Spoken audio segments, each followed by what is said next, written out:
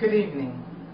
My name is Jacqueline Anderson, and I would like to share my philosophies of education with you. The ideal instructional environment should support the 7 principles of good practice. Encouraging students builds a bond between teacher and student and makes learning personal. Allowing students to get to know each other builds a collaborative classroom environment. When students are given the opportunity to present projects that they have worked on, it gives them the freedom to talk about what they know, what they have learned, and what they want to know, and also polishes their oral language skills. As the teacher, it is my responsibility to provide my students with feedback on their work. This allows students the opportunity to focus their learning using constructive guidance from me. A lot can be gained from this principle, as it supports the role of communication between the teacher and the student, and also allows the student to present their ideas. Time management is crucial. When you are doing project-based lessons, I have learned as a teacher to set deadlines with intimate conferences scheduled with students to make sure we are all on task. There have been times when I've run lessons too long or cut them off too quickly. Sometimes my best planned lessons ended abruptly and my teachable moments turned into projects. Regarding expectations, set the standard high. I would like to share a personal experience with you. Our school uses the AR reading program to encourage students to read. Students are given a reading test, and from this, the reading level is determined. I had a student who scored at a lower level than they expected, but wanted to read a higher level book that they were interested in. I encouraged the student to go high, as that's where their interest was, and they were successful in their AR reading test on that particular book. From that point on, the students set their expectations high. I was there for support, encouragement, and feedback.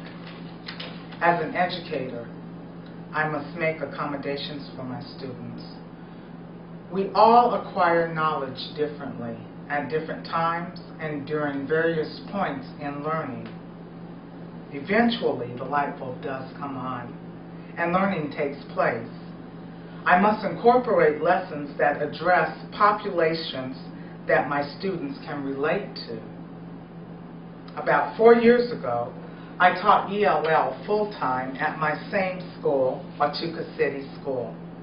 Cinco de Mayo was a big celebration to include a parent night featuring Mexican food, music, and presentations from the students. When you recognize underrepresented populations in your classroom, you incorporate diverse talents and ways of learning. Mental models are a set of rules and how the world works in order to be successful.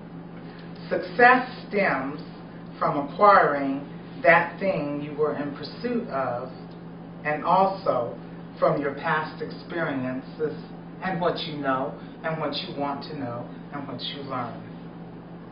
If our environment is one that's supportive and provides constructive guidance, we can expect success.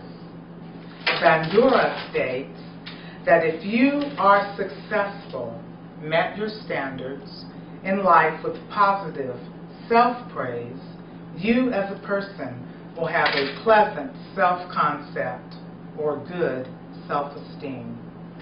Positive reinforcement and encouragement go much further than ridicule. Collaboration with students plays a profound role in student socialization. Dewey supports this concept in his idea that school life should grow from home. And my counter on this point is how do we as educators reinforce this concept when home and school life are different? Answer is by creating the class environment that models courtesy, respect, collaboration, and acceptance for diversities. Piaget's stages encourage students to participate in environment. As educators, it is our charge to maintain an environment where students are encouraged and feel comfortable to share. As they become comfortable and sure of themselves, they are able to present. In the article, Bloom's Taxonomy and the Digital World, creating was the higher order of thinking skills. We, in the 21st century,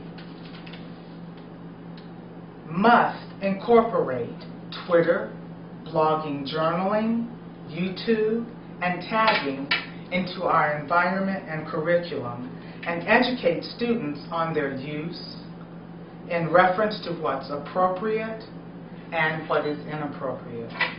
There's a wealth of information that will enhance the environment of the 21st century classroom. We as educators are the potters of young minds for the future. We have an impact in our society and a charge to prepare our students for the future. Taken from my instructor, Dr. Sue South, it is my goal to provide students with the conditions and environment in which optimal learning can occur. Thank you.